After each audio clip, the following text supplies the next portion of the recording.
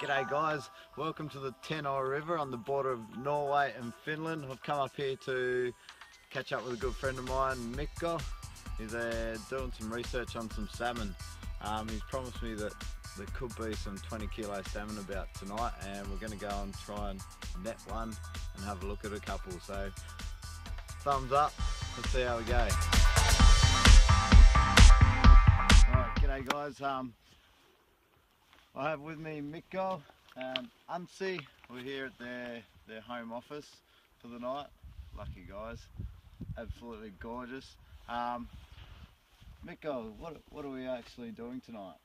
Well, we are trying to catch some Atlantic salmon and then sample them for DNA analysis, and then we're gonna compare them and study their reproductive success. Compare them to juveniles in this same river, so we can study local adaptation and reproductive success of different individuals. Awesome. And so I was just speaking to him before. He said his biggest one's about 20-25 kilos. That's an absolute monster. Let's hope we get one tonight. But what of our chances, do you think, of catching a 20 kilo tonight? Well, we've caught a few of those over the years, but it's unlikely to catch fish like that. But I'd say it's a high probability to at least catch some male salmon of 10 kilos or female salmon of 10 kilos. So those are way more common. But of course, there's always a chance to catch the really big ones over 15 kilos or even over 20 kilos. So what's the idea? You just set the nets out. And yeah, we set the nets out and wait. It's a bit too light at the moment, but the fish will start moving around soon, and then they don't spot the net so easily, so they get caught. And then we just go around inspecting the nets with the boat and lights, and then we can release the fish as soon as possible, so that we can keep them in good condition. Obviously, if we want to study the reproductive success, then we cannot afford to kill them. How often do you check the nets? Half an hour? Maybe half an hour every 45 minutes or so. It depends a little bit how busy it is on the river. If we are catching fish constantly, then we of course go through the nets almost constantly. But if it's more quiet, then we wait around a little bit more. Awesome. All right, there's a little rundown, guys. Thumbs up, as the Finns do. Well, we go fingers crossed, us Aussies. Let's hope we get some.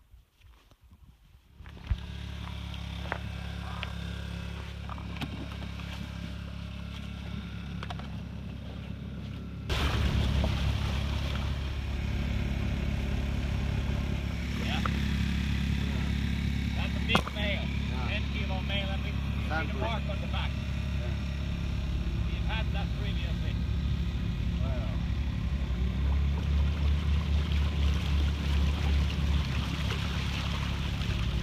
Probably 1.5 kilos. 1 kilo left. Yeah.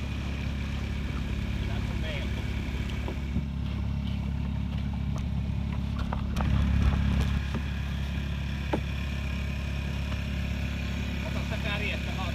Okay guys, be careful not to go too close to the edge so you don't tip over. Yeah, I'll just stay seated.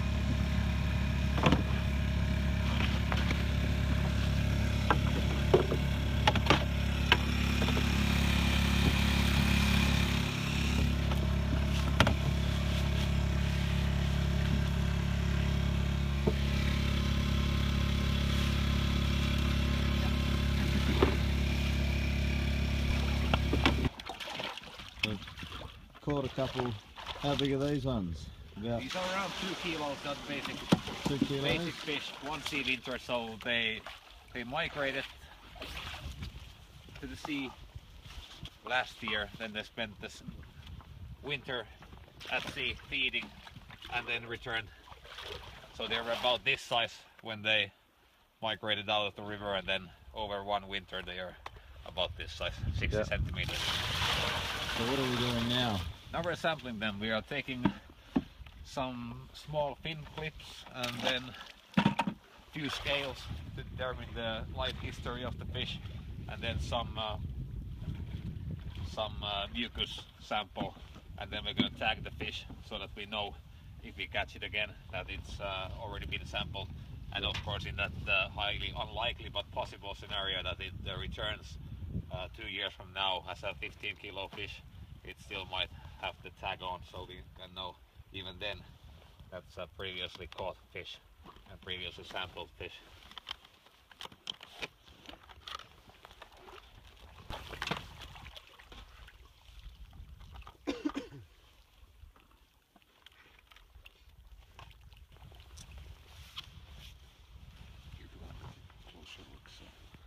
So it's just, we have the number. Oh, yeah. Number of the fish here, and then this is the tool. So that's the tag. That's the tag, yeah. These are just for take a mucus sample into this cotton swab here, so that's like a secondary DNA sample. Mainly we use the fin clip. We also take RNA samples into a different kind of liquid if we want to use them later on, but mainly it's about DNA, and we store it in ethanol. You'll see it soon. Okay, all good.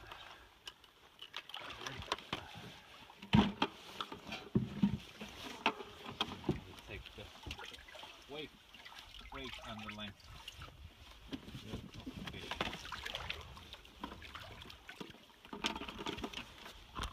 So it's 1.8 kilos.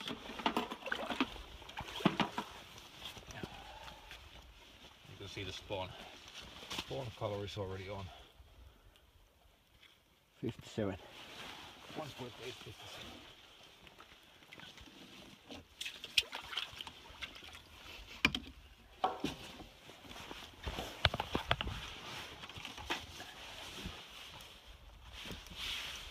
And usually this size fish are all males. Females tend to be multi-sea winter, so they have spent at least 2, usually even 3 winters at sea, and they are at least 6 kilos. Yep. Often over 10 kilos. And they can be respawns as well, so they are returning for their second or even third spawning run. What are you doing there? Just breeding a couple of scales? Yeah, maybe a dozen or so scales. They have to be from that exact location more or less, because we are determining the life history of the fish, so we can tell, for example, how many years it has spent in the river as a juvenile. Some do only two years, very rarely. Most of them do 3 to 4 years as juveniles, so now we can tell which year it has been born, basically.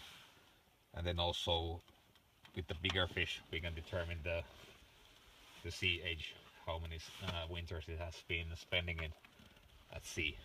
Yep. Or if it has been spawning previously. So that information is all in the scales, and we can also use the scales as a secondary DNA sample. And now I'm gonna just put the small piece of the adipose fin into ethanol, and that's our main DNA sample. That's plenty enough for 2 analysis. And then the second half of the fin clip goes into an RNA preserving liquid for gene expression studies, if someone would like to do them later on.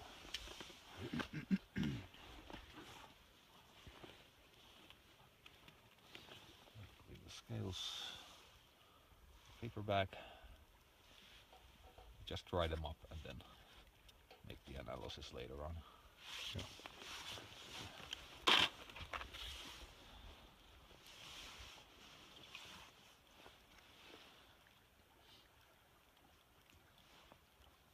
How many years have you been doing this? Well, I started this first year of the project, 2011, so this is the sixth year on this same project. So, and it should be more or less plans are probably to continue this for some years, because only now it's getting more interesting since the offspring of our first this fish here could be the offspring of one of the fish we caught in 2011 and sampled as parents. So it's generations are starting to fulfill. And then now we're going to just put it in the keep net, and then we're going to release them only after that we take the nets out in the morning, so to avoid them being caught again right after. Cool. Yep, that's it.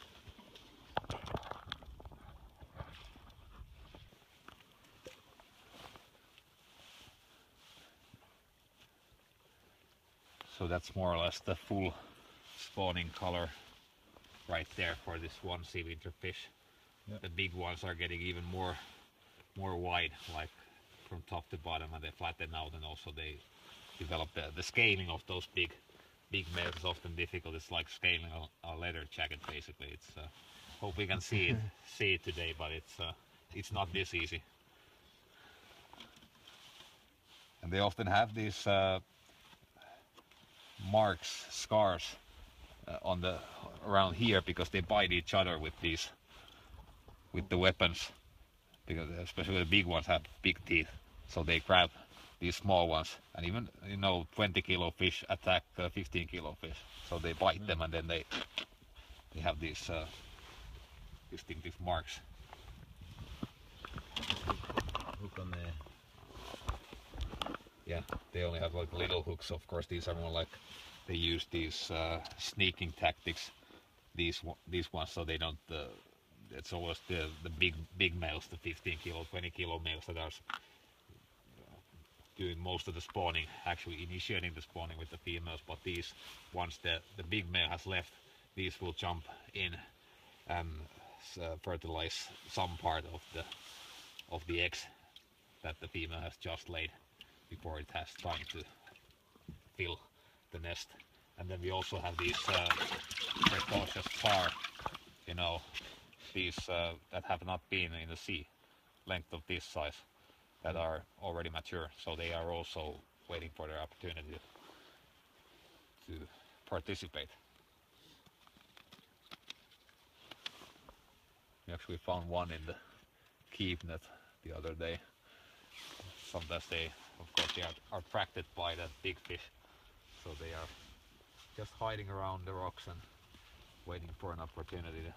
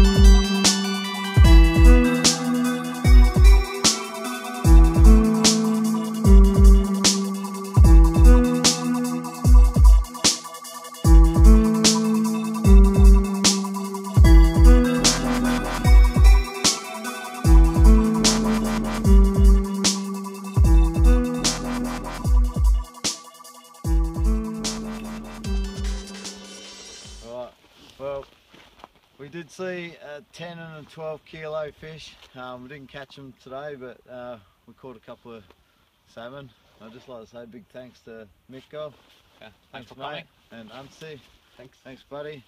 I had an awesome time, and we got some great footage. So this Tenor River up here, if you ever get a chance to come up to Lapland, guaranteed great time if you love your fishing. So, alright, good luck, mate, and I'll see you again sometime soon. Fine. Midsummer next year. Yeah. Cool.